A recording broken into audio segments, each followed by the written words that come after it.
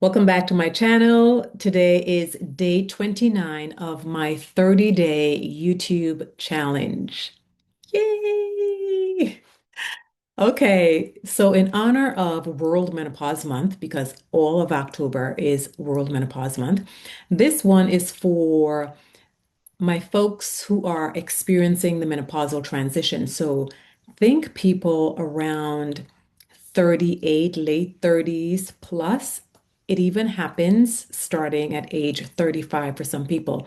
And again, remember, I think I mentioned earlier on, menopause can happen to people for different reasons. So there are women in their 20s who are experiencing menopause because of things like ovarian insufficiency or medical induced menopause because of cancer and medications that they might be taking, because of elective surgery. So you don't have to be in your 50s and in your late 40s to age into menopause. People can go into menopause much younger and for many different reasons. However, aging into menopause can start as early as the mid 30s. It started for me at 38 years old. I was in perimenopause for 12 years and then entered menopause and postmenopause.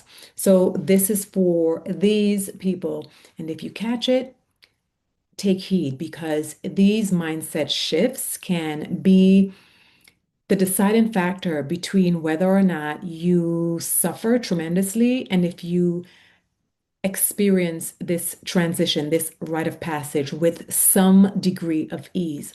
I'm not saying that it may be total ease or doing this will give you total ease, but I know with a simple mindset shift, it can ease a lot of what may unfold as a result of menopause. So here we go. 5 mindset shifts to help you navigate this rite of passage. So number one, practice what I call triple A: awareness, acknowledgement, and action. Practice being in awareness of the sensations of your body. This is where it begins. You can hear all the knowledge in the world. People can tell you all the things in the world. People can give you all the information in the world. If you are not in awareness of your body, if you are not tuned into the sensations of your body, then things will happen to your body and it will not resonate. It will not resonate. It will not resonate. I said that 3 times because I know so many people who experience sensations in their body and they ignore it. They totally ignore it. So basically, tuning in to awareness leads to the next A, which is acknowledging. If something comes up, acknowledge that it came up. Acknowledge that you felt that headache. Acknowledge that your eyes are dry constantly. Acknowledge that you're hearing that ringing in your ear. Acknowledge the dry mouth and the dry skin and the low libido. Acknowledge the thinning hair or the dry scalp. Whatever it is you're feeling, acknowledge it. Because guess what? Here comes the third A, and that is action. When you are in awareness, you acknowledge, it's easier to take action. It's easier to do the thing that needs to be done to feel better because you are aware, you acknowledged what was happening, and so you're ready to take some type of action. What the action is, it's entirely up to you, and it's based on what action is best for you. The second mindset shift is to practice self-care. Take time for self. It is a source of empowerment. Self-care is not selfish.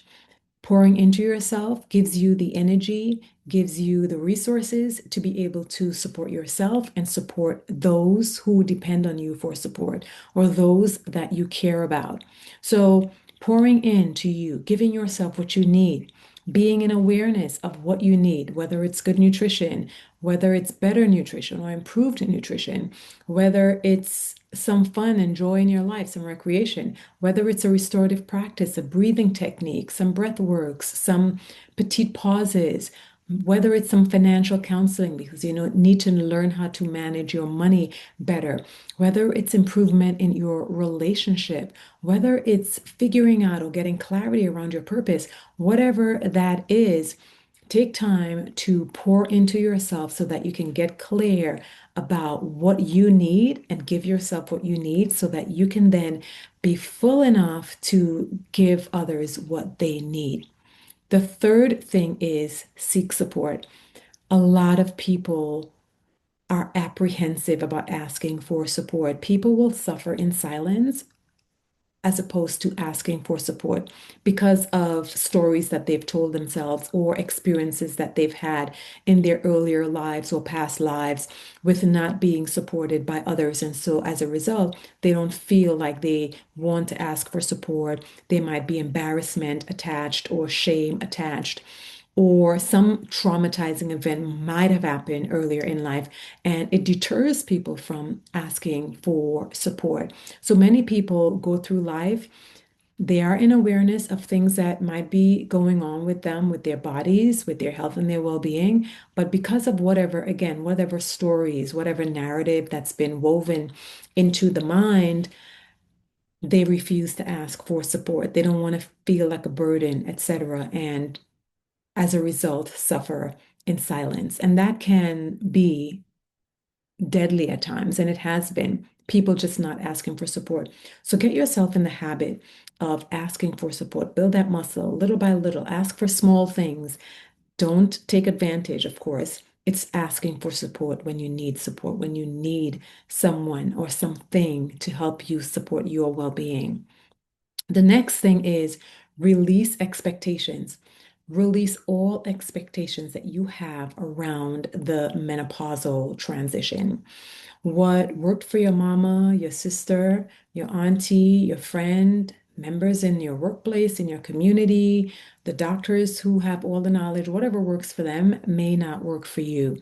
Their experience may not be your experience. There may be similarities. However, this is a very unique experience. And even though we have similar symptoms and have similar experiences, no two experiences are identical. So release whatever you have in your head around what it's supposed to look like, what symptoms you are supposed to get, what symptoms your friend had, or your mom had, or your sister had. Tune into your body and what you are experiencing. This is the time when you connect with self, and whatever those sensations are, whatever those feelings are, whatever those emotions are, whatever those physical manifestations are in your body, heart palpitations, etc., acknowledge those and then put a plan into action. But again, release the expectations and focus on what you are experiencing and the sensations in your body. And then last but not least, be optimistic. This does not have to be a time of gloom and doom. Woe is me. This can be a time of, wow, this is me, and me is fabulous. And that can only happen if you allow yourself to be honest with what you are experiencing. You reach out for support, you acknowledge what you're feeling, you come into awareness of what you're feeling, acknowledge, and you take action. There are a plethora of resources out there to support people with or people experiencing menopause. There are resources. It's about tapping into the resources and understanding that this can be a time of joy. It can be a time of great pleasure and great adventure and tapping into new purposes. Maybe the job that you have is not fulfilling anymore. You leave it for a new job or to start something different, something more fulfilling, something more rewarding, something more exciting. It doesn't have to be a scenario of constant suffering. So be optimistic. Understand there is play to be had. There is joy to be had. There is recreation to be had. So envision what that can look like for you and think laughter. And today, someone reminded me that gratitude, yes, gratitude, right? I shared this whole thing earlier with a group, and I didn't say gratitude in that group, but she reminded me, and I'm glad she did because I'm reminded to share that with you as well. Gratitude brings more of what it is you want, what it is you deserve, what it is you are worthy of. So be grateful for having come this far. Be grateful for having the resources. Be grateful that the world and women are now talking more about menopause and amplifying this time of life that has been so complex and still is complex, but there is a lot more resources around navigating the rite of passage that we can lean into. So, gratitude, joy, community, you name it, we can tap into it to make this experience one where we are thriving.